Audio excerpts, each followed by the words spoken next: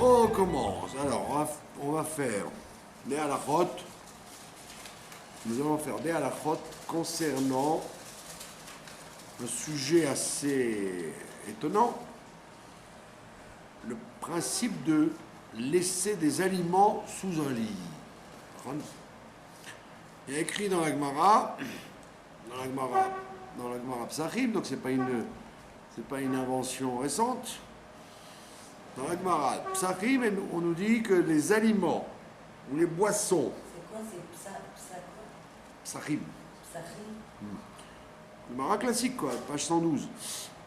Elle dit là-bas que les aliments ou les boissons qu'on aurait laissés sous un lit, même s'ils sont enveloppés dans un récipient de fer, il y a un mauvais esprit qui règne sur eux.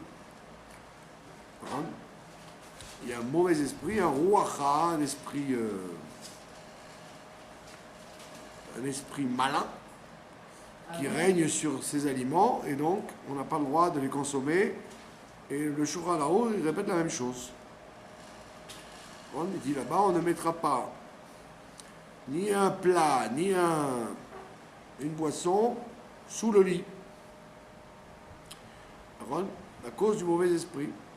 Alors évidemment, le mauvais esprit qui règne, ça n'a pas changé depuis le temps. On n'a pas vu des décisionnaires qui disent que c'est une chose périmée.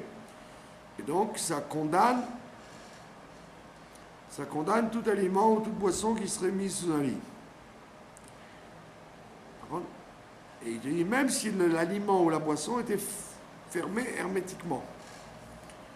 Donc, par exemple, vous mettez des boîtes de conserve, vous mettez des boîtes de conserve pour dépanner, vous les mettez sous un lit, et ben, vous ne pouvez plus les consommer, vous ne pouvez plus les manger. Maintenant, alors on va voir évidemment dans quel contexte ça se situe. Donc, il ne s'agit que d'aliments qui sont aptes à être consommés. Si c'est immangeable, c'est pas interdit. Par exemple, si vous mettez des haricots, de la farine, voilà, des choses qui sont pas encore consommables, pour matière première, voilà, vous mettez des légumes secs ou de la farine, comme vous dites. Alors là, c'est permis. Ah bon? Vous pouvez stocker sous un lit des trucs qui sont des aliments qui ne sont pas encore aliments, qui ne sont pas mangeables encore. D'accord?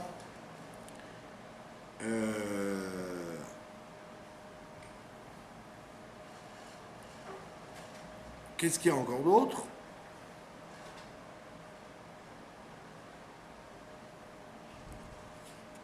Les ustensiles qui servent à manger, il y en a qui sont rigoureux.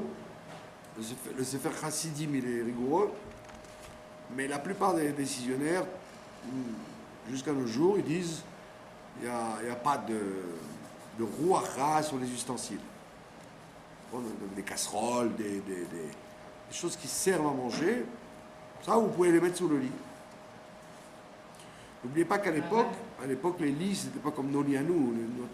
À notre époque, les lits, il y a une petite distance entre le sommier et le parterre. Mais à l'époque, les lits étaient hauts, parce qu'ils avaient peur des bêtes et des...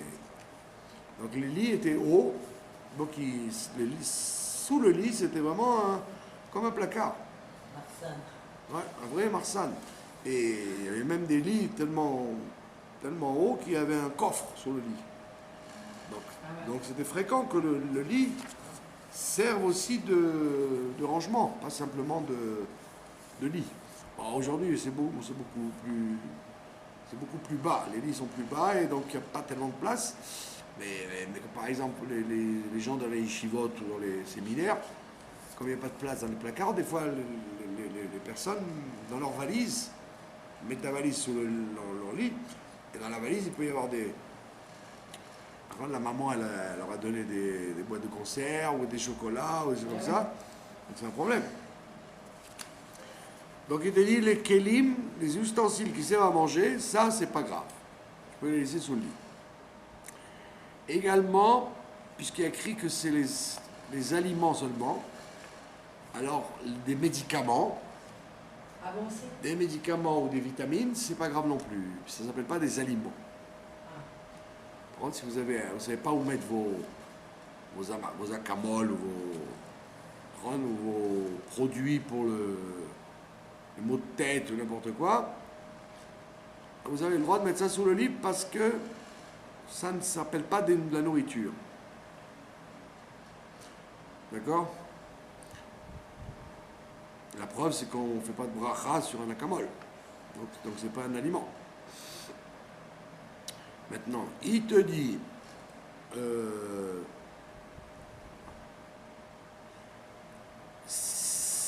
comment tu peux récupérer un aliment qui était sous un lit. Alors c'est un peu bizarre parce qu'il te dit tu peux le tremper au mikvé ou le rincer 3 fois. Alors Naguid, bon, vous avez par exemple un saucisson. Un saucisson, vous pouvez le faire. Saucisson bien fermé, vous le trempez 3 fois dans l'eau, l'eau ne rentre pas dedans, donc ça va, vous êtes tranquille. Donc le mauvais esprit est parti, vous pouvez le manger. Mais si c'est des sardines ou du thon ou des petits pois, non, vous êtes obligé d'ouvrir et de tremper, donc c'est pas évident. Mais admettons que vous puissiez le faire, vous récupérez l'aliment comme ça. Les petits pois, par exemple, dans l'eau, vous les rincez 3 fois, vous pouvez les consommer. Qu'est-ce qu'il peut y avoir d'autre?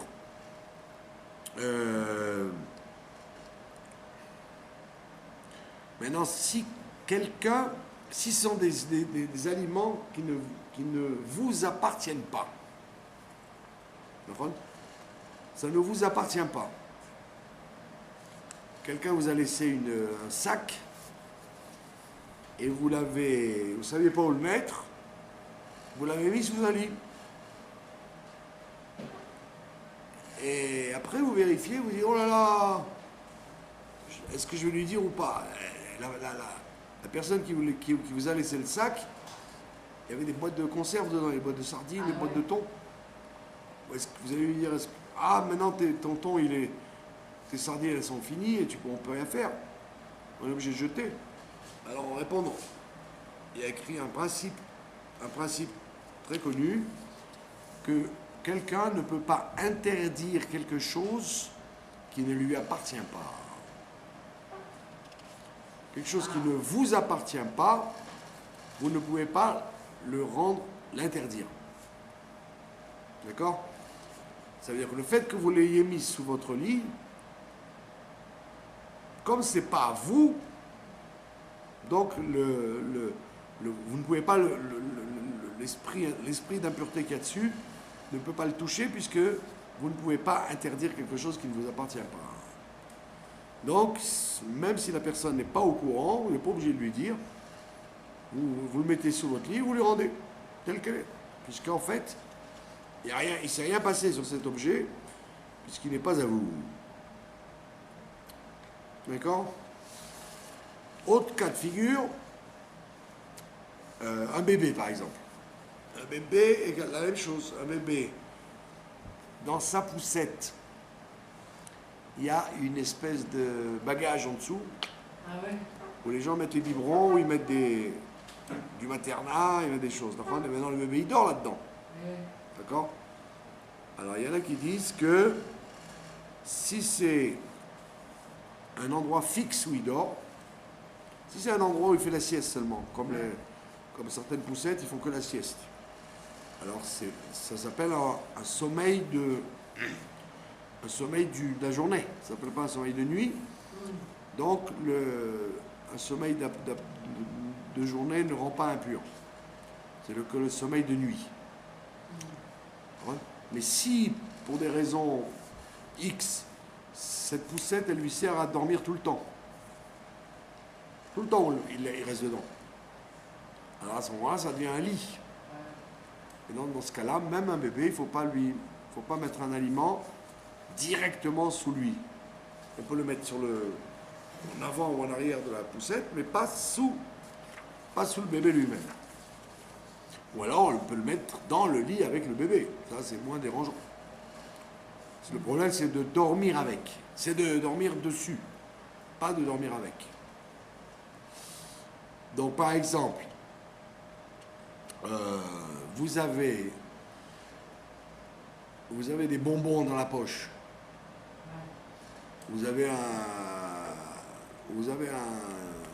sandwich et vous l'avez mis sur votre oreiller, Ron, dans le train ou dans le bateau ou dans l'hôtel, ou un paquet de gâteaux.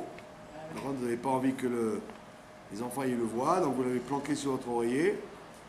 Eh ben, ça ne s'appelle pas le lit, ça s'appelle dormir avec vous, ça ne s'appelle pas dormir en dessous de vous.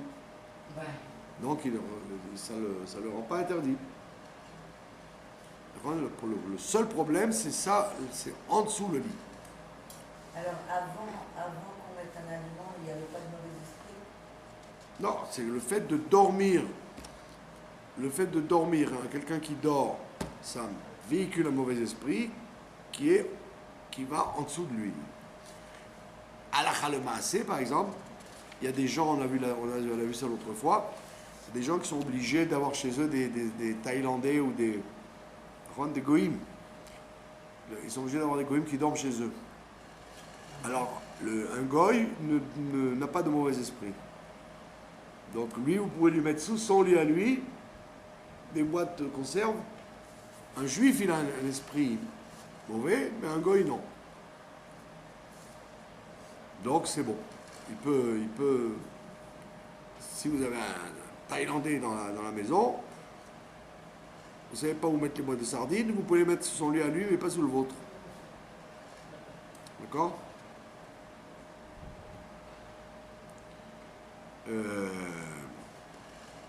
Également, dans l'avion, par exemple. Ah oui. Dans les avions, en général, on dort sur la place qu'on a. Ça nous sert en même temps de lieu de dormir. Ouais. Alors, il y en a qui demandent est-ce que la chaise de l'avion, la banquette de l'avion, elle s'appelle lit ou pas?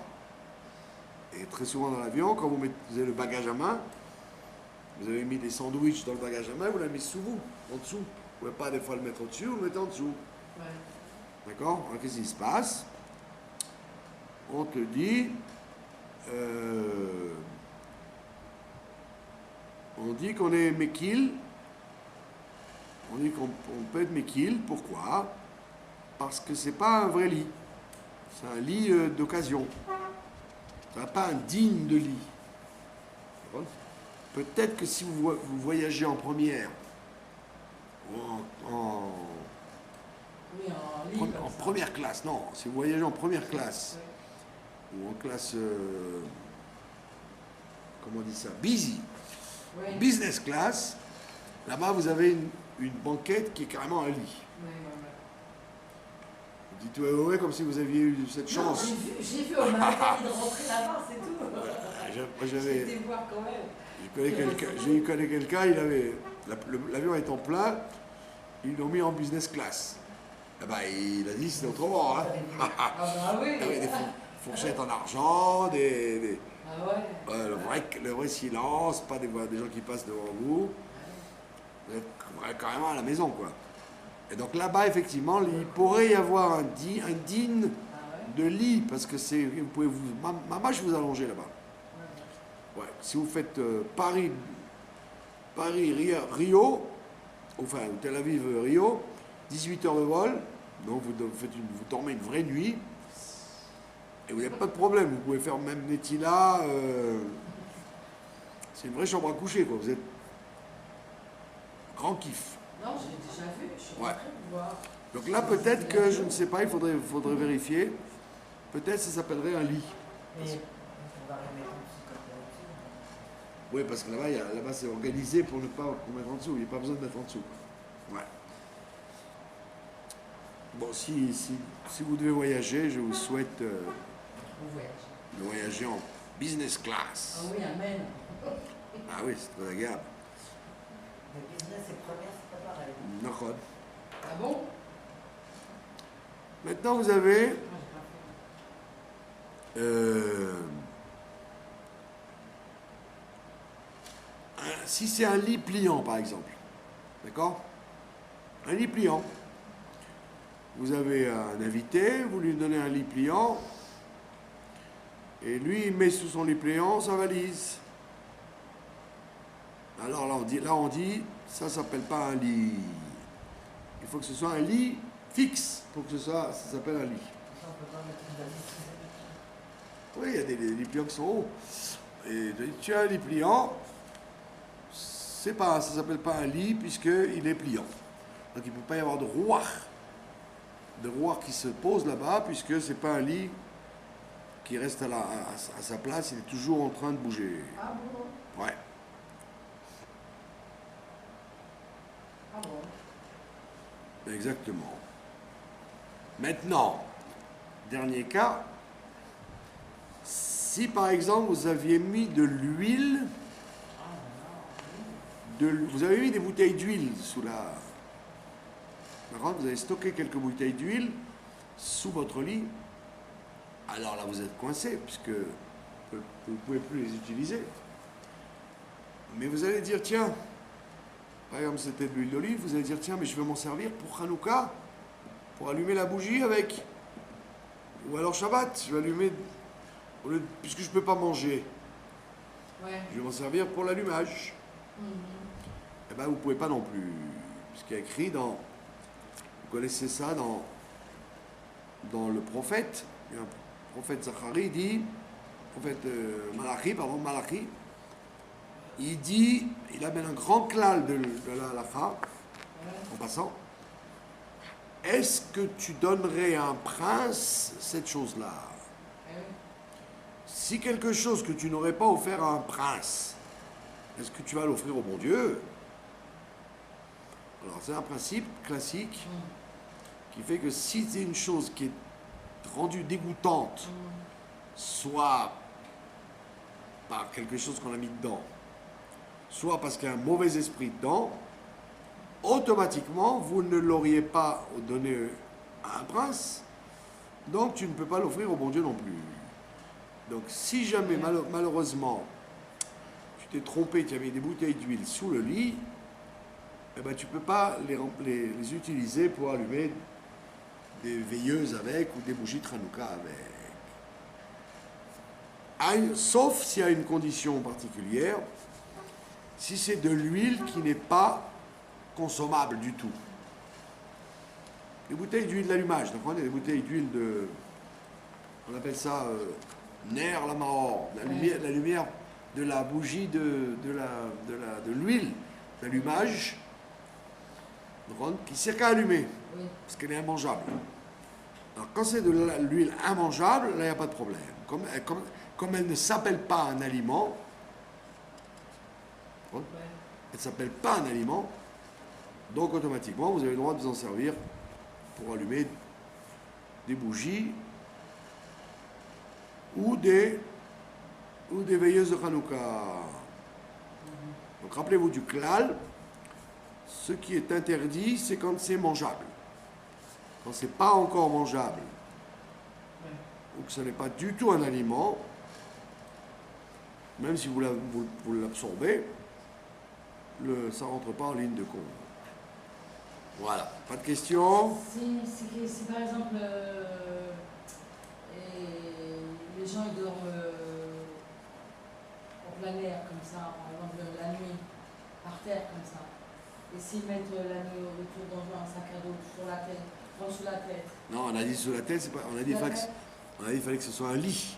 Si vous le mettez sur votre tête ou à vos pieds ou avec vous, il n'y a pas de problème. Ah. Il faut que ce soit en dessous et en dessous d'un lit. Donc voilà exactement. Donc si vous dormez fait du camping, Ouais. si vous avez mis le sac à dos sous le lit, sous la tête, même s'il y a dedans du chocolat ou des boîtes de conserve, il n'y a pas de problème. Voilà, pas de questions? Et Netilat Yadayim en soulignant, non? Oui, puisque vous ne la buvez pas cette eau. L'eau de Netilat Yadayim, c'est pas fait pour boire. Ouais. Donc elle ne s'appelle pas un mashké, puisqu'elle ne. Donc, en aucun cas vous la boirez. Même si vous aviez soif, vous ne boirez pas du Kelly. En général, on se lave les mains avec, mais on n'ose pas boire de cette eau-là. Donc il n'y a pas de problème. Voilà. Cette semaine, nous allons, maintenant que nous avons fini la halakha, nous allons parler de la paracha. D'accord? Alors,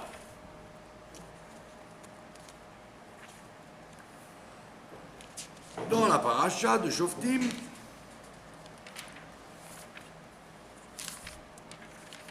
c'était le Chumash d'aujourd'hui d'ailleurs, il vous dit là-bas,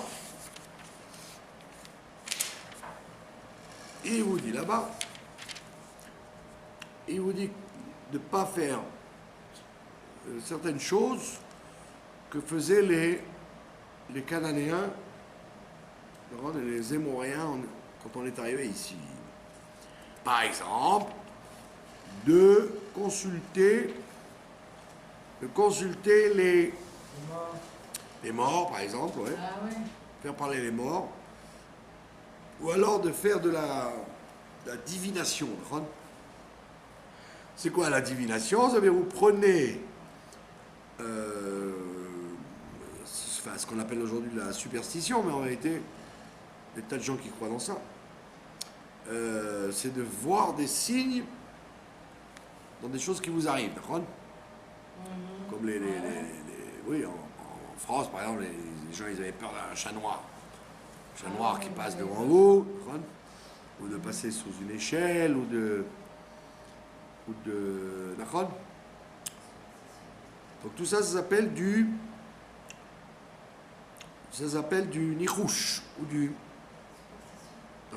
ou de la divination, ou alors de la sorcellerie carrément, ou de voir des signes dans toutes les choses, des mauvais signes, des bons signes, etc. Des fois vous vous réveillez le matin, tout ce que vous faites c'est tordu, d'accord? Alors des fois vous dites oh là là, la journée est tordue, c'est pas bon. Alors on te dit non, tu n'as pas le droit de croire que, puisque un événement a été tordu, ça veut dire que c'est significatif de la journée. D'accord? Tu t'es réveillé, tu as donné un coup de pied dans l'eau de Netilat Yadayim. Après tu vas chercher un chiffon pour nettoyer. Tu glisses sur l'eau. Après, le chiffon pour nettoyer, tu avais oublié que ton mari avait mis de la peinture noire dessus. Donc tu commences à colorer le parquet avec etc. Des journées comme ça, tac, tac, tac, tac, tac. Alors tu vas dire, voilà, tout ça c'est un signe que la journée, elle est sous un mauvais esprit, donc je ne fais rien. On te dit, tu n'as pas le droit de faire ça, ça s'appelle Meonen Menachesh Mechashef. Ça veut dire essayer de voir des signes dans la providence. D'accord? Ah, tu vas dire pourtant, les Chachamim, ils ont bien fait ça, puisqu'ils te disent dans les 9 jours de Rosh Chodesh Av jusqu'à Tisha B'Av, il ne faut pas faire des affaires, il ne faut pas peindre la maison. Alors on dit oui, alors il y a des mazalot. Il y a des mazalot, c'est-à-dire qu'il y a des périodes de l'année qui sont plus propices que d'autres. Et ça, c'est dans le monde entier, c'est pas vis-à-vis de toi. C'est dans le monde entier que c'est comme ça. Il y a une atmosphère particulière à tel mois ou tel... les heures de la nuit, par exemple, par rapport aux heures du jour, c'est ça. Ça, c'est général. Tu ne dois pas, toi, interpréter un événement en fonction de la journée que tu as vécue. D'accord? Ça s'appelle du kishouf. D'accord? Ça s'appelle de la sorcellerie. Et alors il te dit, juste après, il te donne un autre exemple. Il te parle de ceux qui font parler les morts avec d'accord, les- Les tableaux, les faire tourner les tables, etc. Il y a de plus en plus de groupes de gens qui font ça. Dans les pays anglo-saxons, c'est très fréquent ça. Ah ouais. Ouais, les clubs de Israël science. aussi, hein. Oh là Hein là. Israël aussi. Ouais. Bon, ça vient d'Amérique. Les gens, ils essaient de faire parler les morts, les amis, d'accord, les gens qu'ils ont perdus, ils veulent savoir ce qu'ils pensent. Oh l'horreur. Ouais. Alors il te dit, ça c'est très grave de faire ça. Pourquoi? Parce que tu déranges les morts. Pas le droit de déranger les morts. Il faut laisser les morts, comme on dit, reposer en paix. Maintenant, on va vous rappeler la question qu'on a posée déjà 1 million de fois. Si tu n'as pas le droit de déranger les morts, comment se fait-il que, par exemple, que le Harizal, on a vu ça déjà plusieurs fois, le Harizal, il se mettait devant les tombes de cheikhs musulmans. Et non, il y avait donc c'était un truc musulman, un chef religieux musulman. Et lui, il se mettait dans les tombes, et en vérité, la tombe, elle lui répondait: je suis Rabbi Mathia Ben Kharaj, je suis Rabbi Tarfon, je suis. Parce qu'il n'y a pas écrit tout ça, on ne connaissait pas. C'est le Harizal qui a découvert. Et donc aujourd'hui, quand vous faites la tournée des. Ça sert à Tibériade et à Tzfat, Dans tous les endroits du monde, la plupart du temps, c'est où le Harizal ou des gens comme ça qui ont été sur la tombe, alors qu'il y avait écrit des noms en arabe ou en latin, etc. Donc les goïms faisaient croire que c'était un prêtre qui était enterré là-dedans. Et ben, sauf c'était un Tana ou un Amora ou un. Donc vous avez, ben voilà, donc le Harizal, il s'est pas dérangé, il a fait lui, d'aller sur la tombe et le mort lui a parlé. Et de ce que le Harizal a dit, on a marqué. Alors on répond qu'en fait, toi tu n'as pas le droit de déranger le mort. Mais si le mort te parle quand tu vas le voir, alors là tu as le droit. Tu n'as rien fait de mal, c'est lui qui est monté vers toi, c'est pas toi qui a été le déranger là où il est.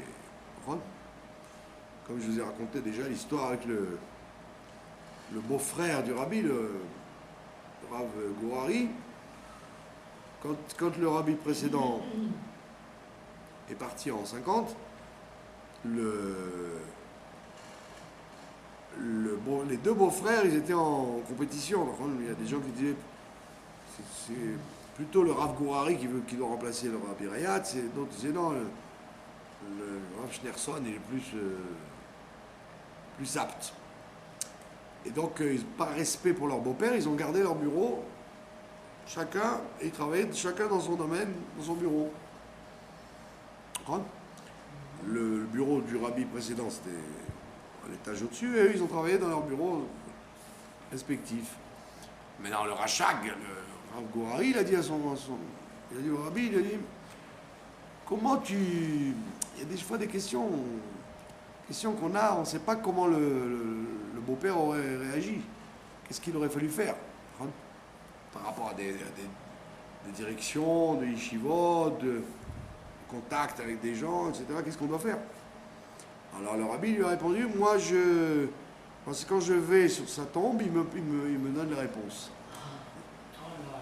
Alors il a dit, quoi, le shver, il te parle? Le beau-père, il te parle à toi? Il a dit, oui, il me parle. Il a dit, donc c'est toi le rabbi. Puisque le rabbi précédent, il te parle à toi, et pas à moi quand j'y vais, donc c'est toi le remplaçant. Donc on voit bien que jusqu'à ce qu'il tombe en 92, le rabbi là-bas, sur la tombe de son beau-père, jusqu'à ce moment-là, tous les renseignements qu'on avait surtout, c'était grâce à son beau-père qui lui donnait. Il lui parlait, donc ça veut dire qu'il c'est pas lui qui le dérangeait, c'est le beau-père qui lui parlait. Ouais. Donc là, on te dit, ça s'appelle pas déranger les morts. Quand c'est toi qui vas sur la tombe du mort avec le mort prend la peine de te parler ou t'indiquer quelque chose, là, ça s'appelle pas déranger les morts. D'accord? Ça s'appelle pas Doresh chez la métime. Alors maintenant, les gens qui font ça, juifs ou goy, par contre, ça s'appelle des sorciers. Et c'est des gens qui véhiculent des esprits avec eux. Quoi. Des gens qui. Très négatifs, très dangereux. Et donc on te dit. C'est très dangereux pour leurs enfants. C'est dangereux aussi pour leurs enfants. Ouais. Ah Ils bon? savaient, ils le feraient jamais. Bah ouais. Les gens savent pas. Alors maintenant on te dit, tous les peuples que tu vas rencontrer quand tu vas venir sur cette terre, ils font ça et ils disent, toi tu ne dois pas faire ça. Tu ne dois pas faire ça et il termine en disant, dernier passage qui dit, Tamim tiye im Hashem Elokecha. Tu devras être intègre, integrity, tu dois être intègre avec l'Éternel ton Dieu. Et qu'est-ce que Rachid dit? Rachid explique, il dit, donc être intègre avec son Dieu, ça veut dire ne pas chercher, par exemple, à savoir l'avenir. Ah ouais.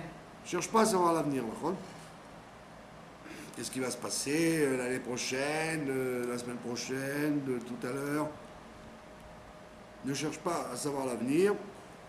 Et c'est d'ailleurs pour ça que c'était pas n'importe qui pouvait consulter les Urim et Tumim. C'était que le roi ou le grand prêtre. Parce qu'il y avait un besoin public. De savoir s'il fallait faire une guerre ou aller faire. Qui allait remplacer le roi qui était mort, etc. Donc il y avait tout un sujet tzibouri. Quand c'est le tzibour, tu as le droit de déranger de consulter Urim et Tumim. Sinon, ça s'appelle de la sorcellerie. Donc donc il y a un peu de ça aujourd'hui, la mode du babaïsme, le babaïsme dans le monde entier. Les gens qui vont voir des babas, des pseudo-kabbalistes Ah ouais. qui ne sont pas gratuits en général. Et eux, carrément, ils vous disent l'avenir. Et on t'a dit, tu n'as pas le droit de faire ça. Pas le droit de faire ça parce que tu... Et pourquoi tu n'as pas le droit de faire ça? Parce qu'en vérité, l'avenir est dans tes mains à toi ou dans les mains de Dieu, mais pas dans la main des astres.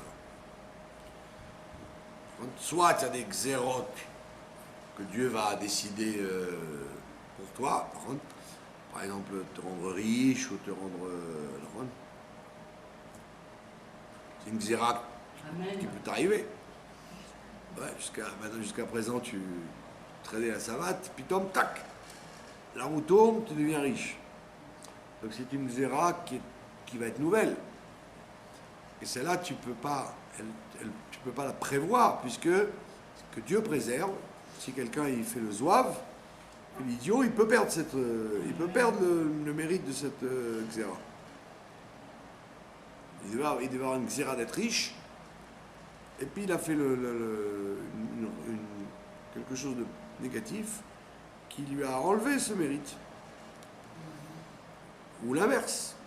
Ou l'inverse, il devait avoir quelque chose de désagréable, et grâce à une mitzvah qu'il a faite, ou un mérite qu'il a eu, eh ben, la mauvaise chose disparaît.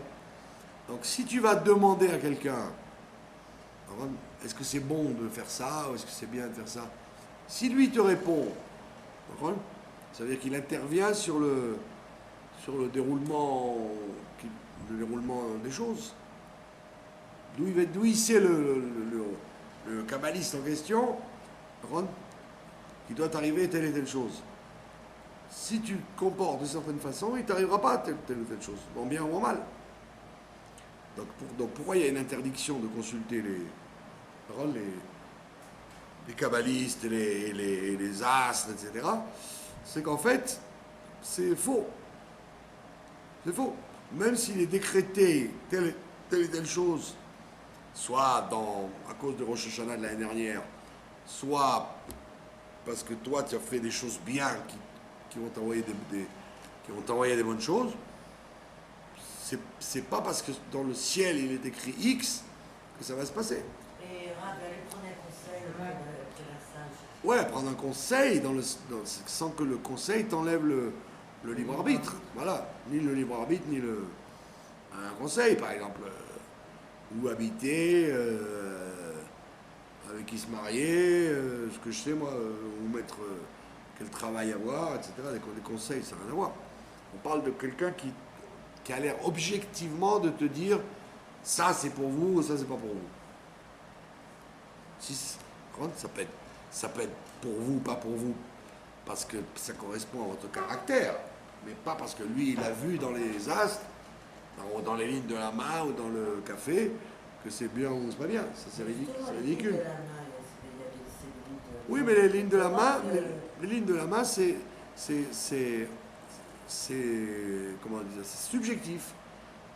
Ça veut dire que si vous faites certaines choses, ce que les lignes de la main racontent ne sont pas obligés de se réaliser.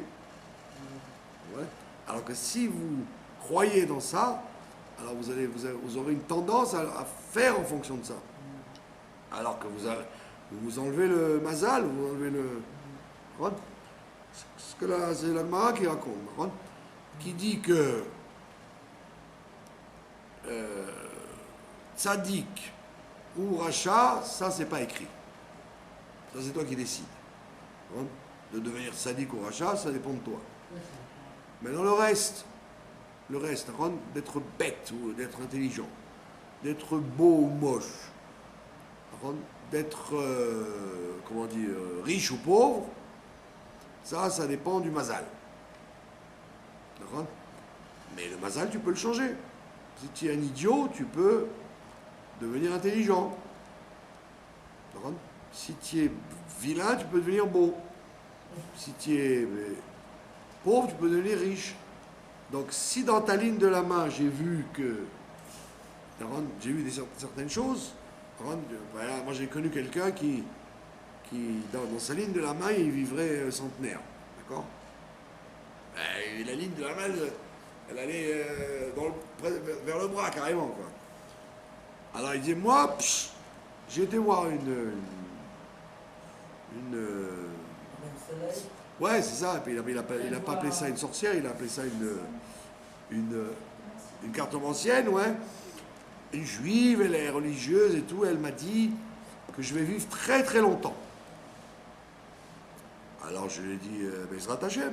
Il m'a dit quoi, Bezrat Hashem? C'est écrit dans les lignes de ma main. Ah, j'ai dit non, parce que si tu fais des actions qui détruisent la vie, il peut y avoir les lignes de la main jusqu'au bras, jusqu'en haut du bras, c'est pas une preuve. Et il m'a pas cru. Il a dit non, c'est objectif, c'est la ligne de la main. Malheureusement, là, il n'y avait de long que la ligne de la main, mais la personne n'a pas vécu longtemps. Et je lui disais, c'est très dangereux de croire en ça parce que, en fait, tu vas dire, puisque je dois vivre longtemps, je peux faire n'importe quoi, je vivrai longtemps. Alors il a eu un accident de voiture, après bon, il a vécu beaucoup moins longtemps que ce qu'un homme vieux vit. Les lignes droites. Donc c'est ridicule de dire ça. J'ai une longue vie, donc je risque rien. Non, c'est pas parce que tu as une longue vie que tu dois accélérer en voiture, ou que tu dois prendre de la drogue, ou te jeter de la fenêtre en disant il m'arrivera rien. D'accord ? C'est-à-dire que si il est décrété que tu dois vivre longtemps, alors fais tout pour que ça se respecte. Mais c'est pas obligé que ça.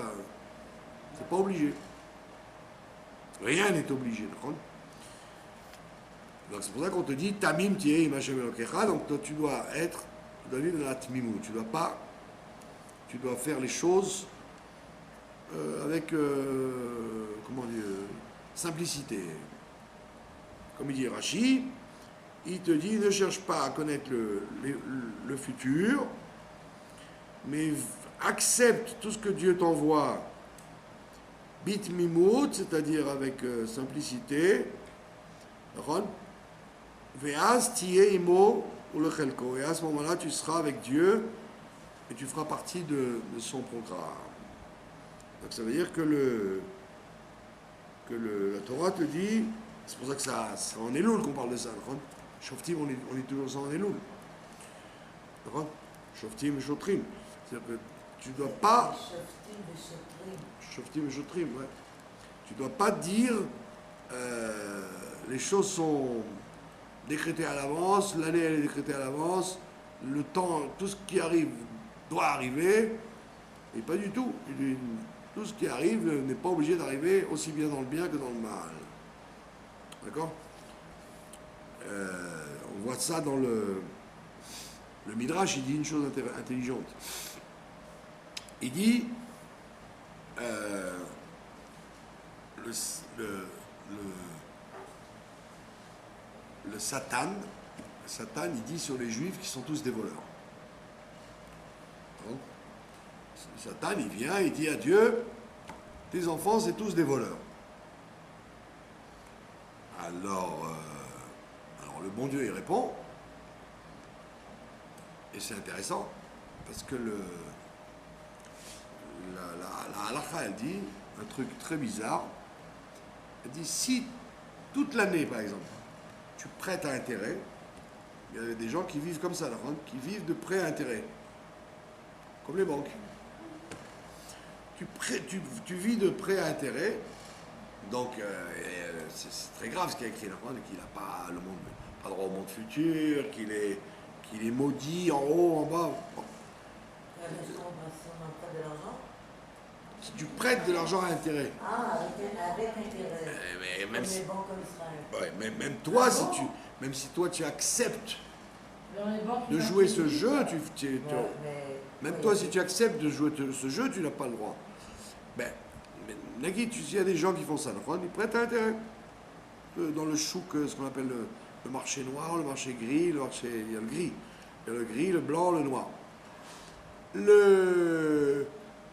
Là, la Khal te dit, il n'y a pas que sur certaines mitzvot que tu dois faire des hidurim pendant les 40 jours de Elul à Kippour. Dans la cacheroute, par exemple. La cacheroute, il y a écrit, celui qui mangeait du pain goy, il doit essayer de s'efforcer de manger du pain juif pendant cette période. De faire une amélioration dans la cacheroute, par exemple. Alors on te dit, bon, ok, dans la cacheroute, j'ai compris. Maintenant, il te dit, maintenant, même quelqu'un qui prête à intérêt, il doit s'arrêter de prêter à intérêt pendant ces 40 jours. Alors le Satan, il dit à Dieu, dans le Midrash raconte, il dit, tu sais, ton peuple, c'est des voleurs, parce que voilà, pendant 40 jours, ils vont jouer les tzadikim, et le lendemain de Kippour, ils vont recommencer. Alors de quoi ça a l'air? C'est quoi cette plaisanterie-là? Je ne prête pas intérêt jusqu'à Kippour, et puis après je recommence. Alors le bon Dieu, il dit, ça c'est un argument du Satan. Un argument du Satan. Et le rabbi de Kotsk, Rabbi Menachem Mendel de Kotsk, très connu pour ses visions piquantes, il disait, en vérité, tous les gens, ils pensent ou comme Dieu ou comme le Satan. Le problème, c'est qu'on pense tous comme le Satan. Ça veut dire quoi? Ça veut dire qu'en fait, quand on te dit ne prête pas intérêt 40 jours, c'est pas qu'après Kippour, on va te permettre à nouveau de prêter intérêt. C'est qu'on espère que puisque pendant 40 jours, tu as bien fait, tu vas continuer. Tu vas prendre le pli. Le pli de ah, j'ai bien commencé, j'ai arrêté de prêter intérêt, ben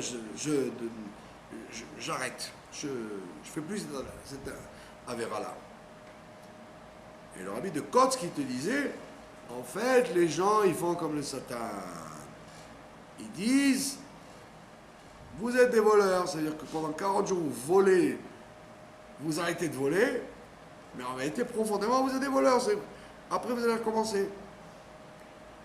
Et il dit, parce que c'est nous qui pensons, d'accord, que les décisions qu'on a prises pendant les 40 jours, des loups et jusqu'à Kippour, c'est nous qui pensons qu'après, on va recommencer.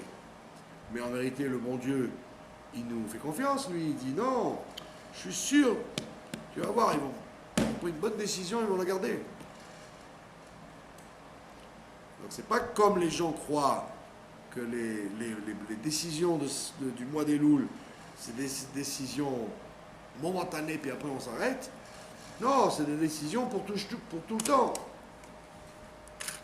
Pour tout le temps seulement, comme on est des adeptes, on est des chassidim du Satan, on est persuadé que les gens obligés, qu'après Kippour, ils vont recommencer.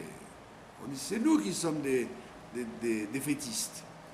Tu aurais dû penser naturellement, si déjà il a pris l'habitude, il n'y a pas comme une habitude c'est quelque chose qui est très dur à enlever, si déjà il a pris une habitude, et qu'elle est bonne, et confiance qu'il va la garder jusqu'après Kippour.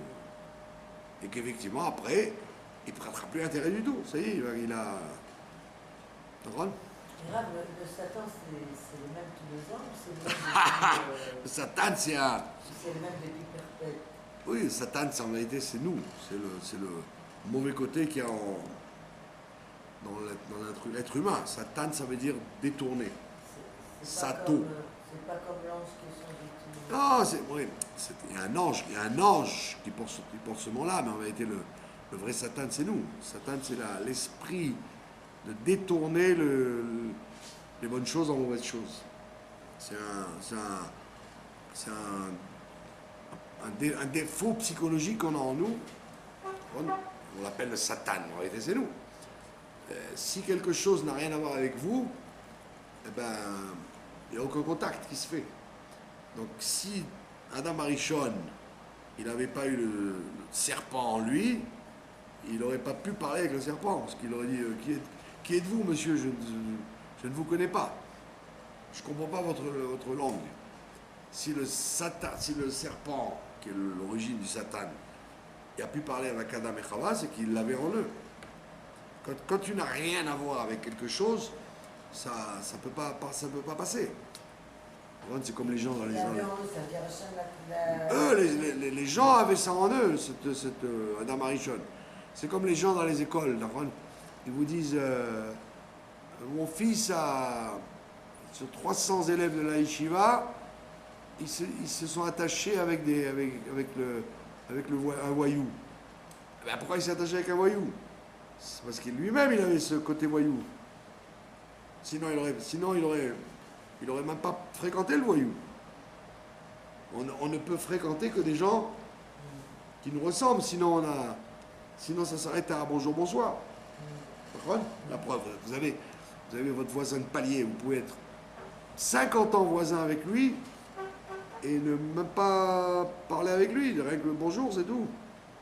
Donc c'est pas parce que vous êtes à côté de quelqu'un que vous êtes amis. Donc si quelqu'un dit, mon fils a eu des mauvaises fréquentations, et il est devenu voyou. Ben non, c'est parce qu'il voulait devenir voyou. Sinon, il aurait fréquenté le tzaddik de l'école. Pourquoi il a fréquenté le méchant de l'école? Vous comprenez? On ne peut pas comprendre autrement. Si quelqu'un n'est pas comme il faut, pourquoi vous allez être copain d'Afka avec lui? C'est que vous avez une tendance à ça vous-même. Donc le Satan, comme on dit, c'est en vérité un morceau de nous-mêmes. C'est notre caractère qui est comme ça, sinon on ne l'aurait pas laissé nous influencer. Donc vous voyez que Tamim Tiye, soit Tamim, soit intègre, ça veut dire ne